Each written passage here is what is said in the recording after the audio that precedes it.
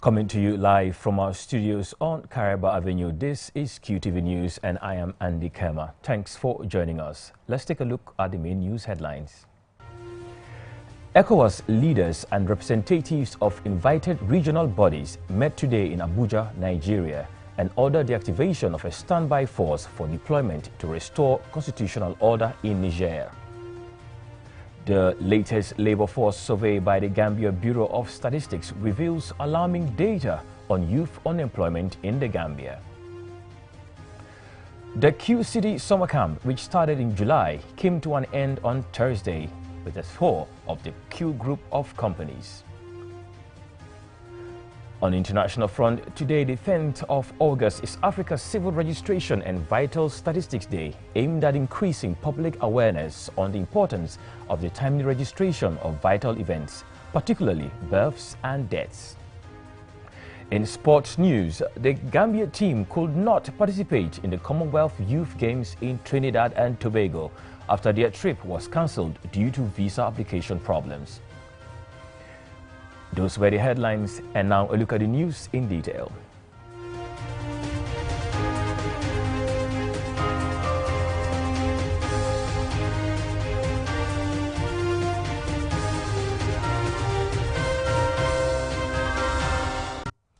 If you're just tuning in, this is QTV News and I am Andy Kema. And now a look at the news in detail. Today, Thursday, ECOWAS leaders and representatives of invited regional bodies met in Abuja, Nigeria for the second extraordinary summit on the current political situation in the Republic of Niger. In a final communique read out by Dr. Omar Aliu Toure, the president of the ECOWAS Commission, the summit ordered the activation of the standby force for deployment to restore constitutional order in Niger. Aliu Cisse was monitoring the summit and he now reports. The extraordinary summit, the second in less than 2 weeks, was convened to show the sub-regional bloc's determination and commitment to address the political tensions in Niger. At the first extraordinary summit held on the 30th of July, leaders condemned the coup and went further to impose sanctions on Niger, including closure of land and air borders and the freezing of Niger's assets, among others, with the hope of putting pressure on the junta to relinquish power and reinstate President Mohamed Bazoum. In his welcome address at the start of the second extraordinary summit, Bola Ahmed Tinubu, the Nigerian president who doubles as the chairman of the Authority of Heads of State and Governments of ECOWAS, expressed regret that the 7-day ultimatum given at the last summit for the military junta to hand over has not yielded the desired outcome despite all the mediation efforts. President Barrow was represented by his foreign minister, Mamadou Tangara. On the eve of the summit, the junta leader, Abdurrahman Chani, on Wednesday announced forming a new government of the National Council for the Safeguard of the Homeland.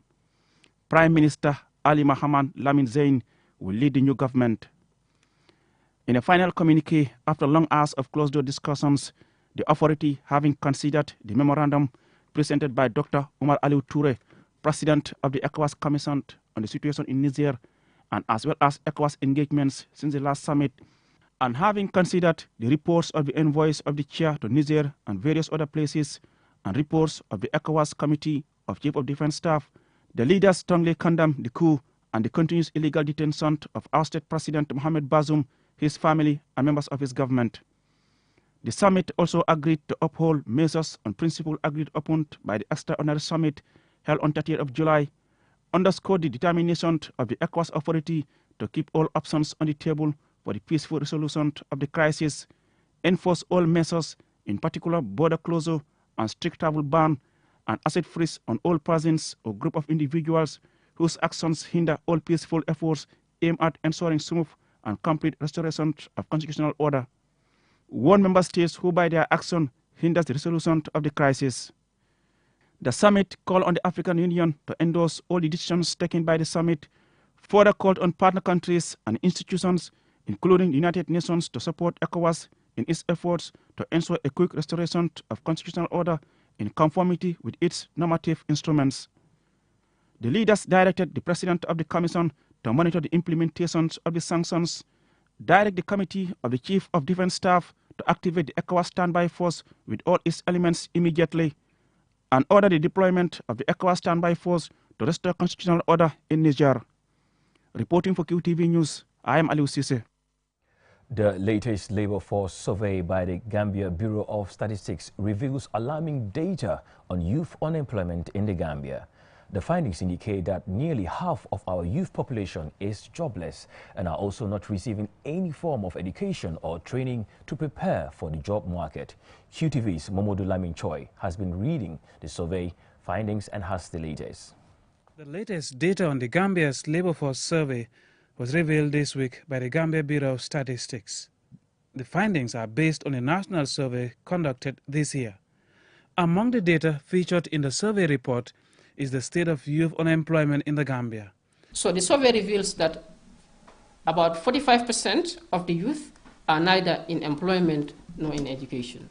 The fact that almost half of the youth do not participate in the economy is an issue in achieving sustainable development. However, this can be a strength for the economy in future if these youth are targeted with programs like TVET.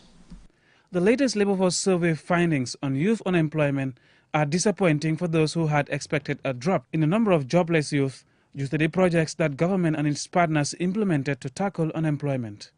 Olaji Jajo is the executive director of the National Youth Council, a state institution responsible for advising government on youth-related matters. It's not necessarily that jobs are not available, but you look at a lot of these skill sectors. I hope there were stats in terms of, the masonry, in terms of the carpentry, in terms of the sewing industry. What is the capacity currently as we speak? How many Gambians do you have vis-a-vis how many non-Gambians do you have? You realize that the job opportunities do exist. It's just a matter of ensuring that we focus young people of this country to those particular job opportunities that exist, in terms of those domains. To address youth unemployment, the Gambia's national employment policy aims to create 150,000 jobs by 2026. It also aims to establish community-based centers for skills acquisition and to promote apprenticeship and vocational training across the country. This is the reason government, through the Higher Education Ministry, is establishing skills centers across regions in the Gambia. Babukar Ojuf is the minister responsible for trade and employment. Some of the findings are interesting, some are scary, but this is what we needed, and that's why we commissioned it. I find the number of youths that are underutilized alarming. And like I said, that's why the survey was conducted. For us as a country, what happens in country is what we are more concerned about.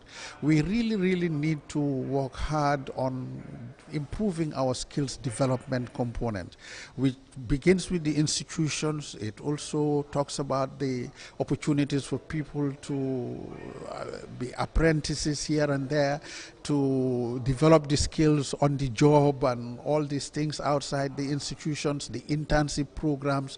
All these things come together to spell out government's deliberate efforts. At a time when nearly 500,000 of Gambian youth are jobless without currently undergoing any in education or training, this policy appears to be at the center of government strategies to address youth unemployment. The problems associated with youth unemployment could pose potential threats to a country's sustainable development. Some of the problems are underscored in the government's national youth policy, which states that joblessness among youth could provide fertile ground for the involvement of youth in crime, drug and alcohol abuse, prostitution, illegal migration, and a general loss of confidence in the system and the larger society. Momodu Lamin Choi, QTV News. The Q City Summer Camp, which started on the 24th of July, came to an end on Thursday with a tour of the Q Group of companies. Loli M. Kamara was with the theme and filed this report. The visit gave these energetic, excited and inquisitive children an opportunity to get a first-hand information and ask questions about the places they visited. Accompanying the children are officials of the Q City. At the Q Cell Service Center, where the team paid their first visit, were received by Dembo Jata, the service center's manager, who explained some of the operations at the center. Here we do various services for the Q Group and the public in general. We do air conditioning, we do refrigeration, we do mobiles, we do TVs, we do all range of things. We do computers, photocopiers, and this is where we do the repairs. The tour continued to Espas Motors, Quest Institute of Technology, QIT, QMoney, QTV, and Q Radio. Managers and department heads expressed delight at receiving the kits. Here, we normally used to offer so many various areas in training field, professional training areas. Example like in IT, in business management, and also in accounting too. At QMoney, what we do is we use your phone as a wallet. You know what a wallet is? Where you keep money. So, exactly. So QMoney, you have your wallet on your phone. So you can keep money there. You can send the money to somebody else. Or you can buy credit, you can buy data, you can buy cash power, and all these things using QMoney. At the end of the tour, the Deputy General Manager of QTV, Lassana Tunkara, spoke to the team on behalf of the CEO. Q Group is the largest group of companies in the Gambia. And unfortunately, the founder of the Q Group is not here to see you, Mr. Mohammed Jah. He traveled. But he is the brainchild behind all of these organizations. I've been working with him for this year is 21 years. And before then, he started, imagine all of these places you went to. Do you know where he started those companies from? Anybody can guess? Nope. You all have one. You all have what he had. He started it in his bedroom. All of these companies began in his bedroom and an idea. He began teaching people how to use computers and selling computers. Jump forward to now, where he has all these companies employing all of these people. Maybe even someday, some of you might be employed by this company. Maybe some of your family. Has anybody got family working with us? No? So imagine, that just goes to show you, if you pay attention and work hard, you can achieve anything in this life. The primary purpose of the camps are educational, athletic, or cultural development. Also, summer camps gives children an opportunity to learn new skills, interact with new friends in a safe environment. During my interaction with these kids, many expressed satisfaction about the whole camp experience and are hoping to take part again next year. They are called summer camps because they fall during the European summer, which coincides with the Gambia's rainy season. For QTV News, Lolly M. Kamara. Indeed, what's summer without summer camp? And with that story by Lolly M. Kamara, we will now go for a commercial break. But when we return, we have more local, international, and sports news stories. Stay with us. Technology has always been at the forefront of our lives, and the way we use it has evolved drastically over the years. With the advent of 5G internet, we are entering a new era of technological innovation that promises to transform the way we live, work, and play. 5G internet is capable of providing data speeds up to 100 times faster than 4G, making it the ideal solution for streaming high-quality videos, playing online games, and downloading large files on the go. 5G internet is already transforming cities across the globe, powering smart cities, self-driving cars, and virtual reality experiences that were once thought impossible. 5G internet is also paving the way for Internet of Things, allowing for seamless connectivity between devices and the creation of a truly connected world. For the first time in the Gambia, QCell is bringing tomorrow's technology to you today with the launch of QCell 5G Internet. Get ready to experience the out-of-this-world wonders of QCell's 5G Internet. For more information, call 111. QCell. We innovate, others follow. For his kitchen, Prosper was thinking big. He therefore chose big new tiles. He then thought he'd also love a new stainless steel sink and a new mixer app. And now that we're changing the sink, we might as well buy a new kitchen counter, right? Oh yeah, I couldn't resist. Good old Prosper. And yes, that's Batimat Bati Days. Take advantage of exceptional discounts up to 50% on tiles, sanitary, electrical, and lighting. From July 8th to 22nd, you will be splurging. Batimat, welcome home. policy priorities of the Ministry of Higher Education? From 3 million interventions sort of from the World Bank to 21 million. This country is going to receive support, a very good one. And are we really serious as a country as far as higher education is concerned? We are spending millions of dollars to train our people abroad. Salary at the University of Gambia was higher than that of the minister. What are we doing as a country, as a university, to also have international students come to the Gambia and learn here? Gone are those days when you just talk without basing it on facts. I just hope that you will have lecturers for all of these debate centers. Have lots of people here who will graduate from the University of the Gambia, but they hardly invent anything. The UTG products are the one handling the development of this country. But then we can't really go without having this point, which is the sex for grades at the University of the Gambia. 1 to 1 tonight on QTV at 9 p.m.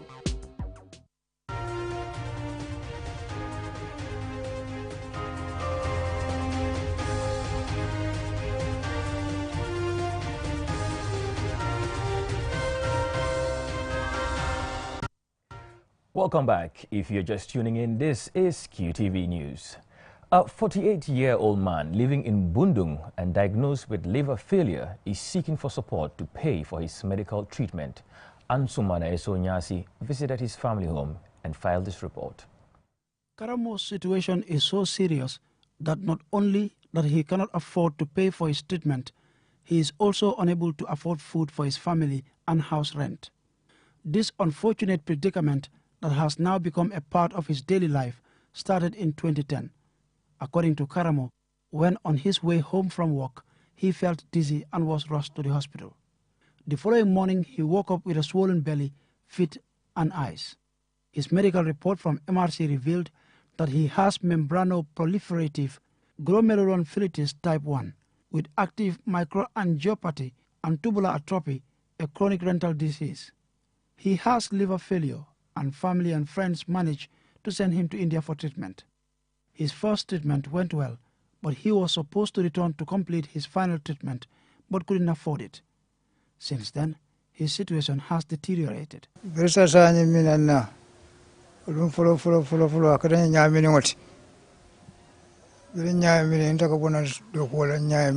My body was swollen, especially my belly. I looked like a pregnant woman. As a family man, I have been through a lot. I have been through so much pain, so much that I sometimes feel like giving up. I want help. I want to regain my health so that I can support my family. Though he visits the hospital every month for regular checkups, Karamo said his condition is deteriorating. Aside from his liver problem, he is now having to deal with other challenges such as loss of sight. Sa mbolo kono ka 2018 mbolo kono bidje maro ni nan say kodo man sudono video lare. Since 2018, my situation has worsened. This has been my life. I cannot do anything for myself anymore without my wife's help. I used to be very productive and took good care of my family. Today, I am helpless and can hardly do anything for myself. I am pleading with members of the public to help me. Karamo said he had bought a plot of land in Latiria and already started constructing it. That dream home where he wants to shelter his family is incomplete because of his condition. He said he cannot afford house rent, medication, and even food has become a major challenge for the family. Anyone willing to help can contact QTV at news@qtv.gm or contact 33 245. Ansumana Esonyasi for QTV News. And with that story from Ansumana Esonyasi, we will now shift our attention to news outside the country.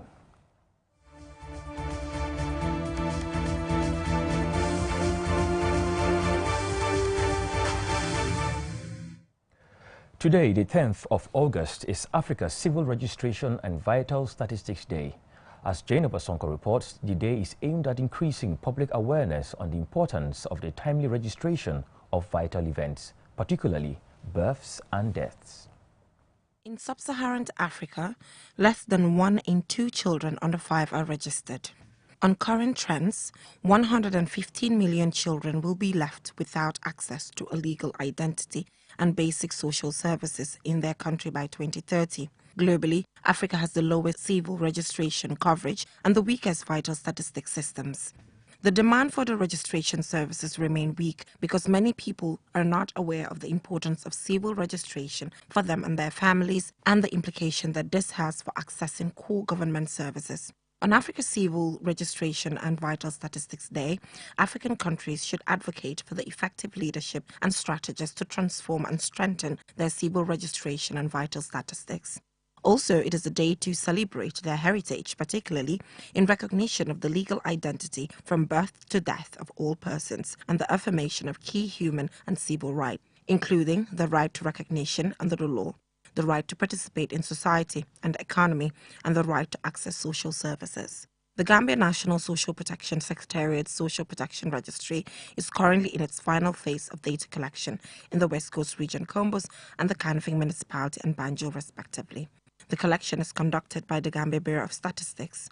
Social registries are information systems that support outreach, intake, registration, and determination of potential eligibility for social programs by registering households and persons. Emergencies like the recent COVID-19 pandemic disrupted the provision of civil registration services and shed light on the vulnerabilities of civil registration in Africa.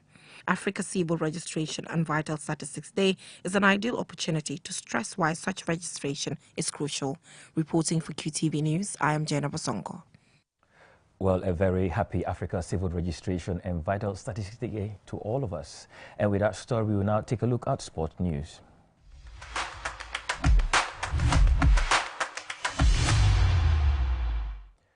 The Gambia team could not participate in the Commonwealth Youth Games in Trinidad and Tobago after their trip was cancelled due to visa application problems, according to the official of the Gambia National Olympic Committee. Our sports reporter Momodu Gajaga attended a briefing on Wednesday and filed this report. The Gambia delegation, comprising athletes and officials, were due to travel to Trinidad and Tobago to attend the Commonwealth Youth Games. On 3 occasions, their attempt failed, due to what the Gambia National Olympic Committee GNOC called a systematic failure in their visa application processes. Beatrice Allen, president of the GNOC, explains. During the application process, it was confirmed that the visas will be completed within 5 to 15 days. After 10 days of tracking, the GNOC CGA contacted the African president of CGF, and informed her about the delay in receiving the passports. That was when the passports were released. But by the time the passports arrived, the scheduled flight from London was missed. That was when we resorted to going via France from Dakar on departure date, Saturday, 5th August. The delegation returned to the airport, but they were denied boarding the flight by Air France because Panama should have written to them directly. They even refused to read the communication that was sent and treated the delegation in a very degrading and humiliating manner. At this point, the Gambia NOC decided that the delegation return home. The athletes who were to compete in beach volleyball, athletics and parasports were visibly disappointed at not being able to make it to the event. The 2023 Games are their only opportunity because they will be above 18 years of age by the next Youth Commonwealth Games to be held in Senegal in 2027. The GNOC president says they have already started counseling the athletes. This is a tender age, and we need to take care of their feelings and their needs and discuss with them what they should do. First of all, their parents, they lamented on that. They left their homes, that they were going to go. You know, their hopes are all dashed. Gambian athletes and officials usually face a lot of difficulties in visa and travel processes, especially to Europe and America. Beatrice Allen says it is time to engage government about these challenges and make alternative routes of travel. Visa is a problem. Transit visa is a problem. Air France is also in Dakar is also a problem. So I am not here to tell you what we are going to do, but as an NOC, we will look into all this and know what to do next time. And we are also going to send a letter to government and voice out all these things, and the government will take care of this at another angle. Last year, Gambian sprinters also missed out on competing in the 100 meters at the Birmingham Commonwealth Games due to visa delays. They were held up in France for days before eventually making it into the competition, but too late to compete. Mamudu Gajaga, QTV News. Quite unfortunate that the youth could not attend this year's Commonwealth Games. Well, better luck next time. Well, with that story, we come to the end of this edition of QTV News in English. But before we take a leave of you, here's a recap of the headlines. ECOWAS leaders and representatives of invited regional bodies met today in Abuja, Nigeria, and ordered the activation of a standby force for deployment to restore constitutional order in Niger. The latest labor force survey by the Gambia Bureau of Statistics reveals that nearly half of our youth population is jobless and are also not receiving any form of education or training to prepare for the job market. The Q City summer camp, which started in July, came to an end on Thursday with a tour of the Q group of companies.